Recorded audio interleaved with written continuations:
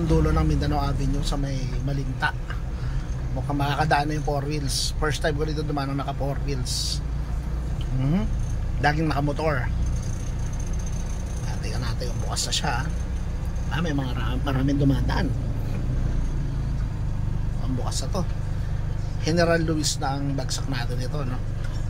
From Mindanao Avenue, dire-diretso lang tumbukin ng gandulong-dulo. Okay, nakakatagos na nga ang 4 wheels. Unti na siyang nagagawa. May mga part lang na lubak pa, pero maraming dumadaan.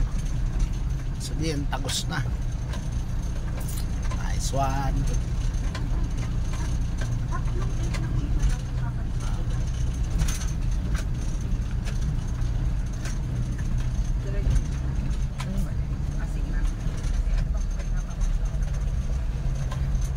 Tagal pa siguro mabubuo to.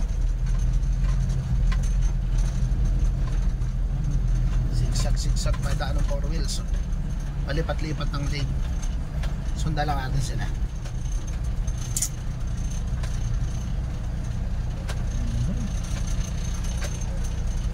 May bilit siya sa gilid, oh.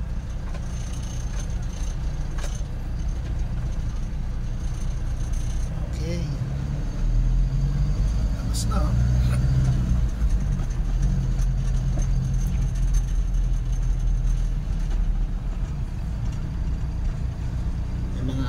Halaman pa yung kaliwa.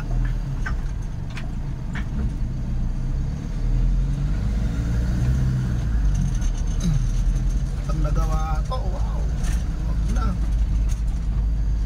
lang po.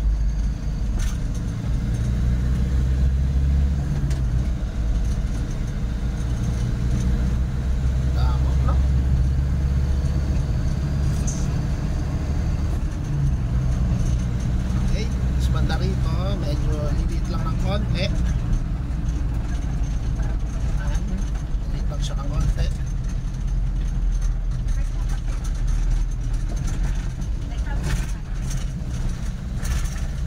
At ito na ang dulong-dulo. Tumbok na General Luis. General Luis, no? Yun yung kanan, Panobaliches Bayan. Tapos Pamalinta, pure gold naman tong kaliwa. Okay, tapos na. Sana nakapulot kayong idea sa daanan. Bagong bukas lang. Okay, kaliwa na ako, Pamalinta, General Luis, tong highway na to, Avenue.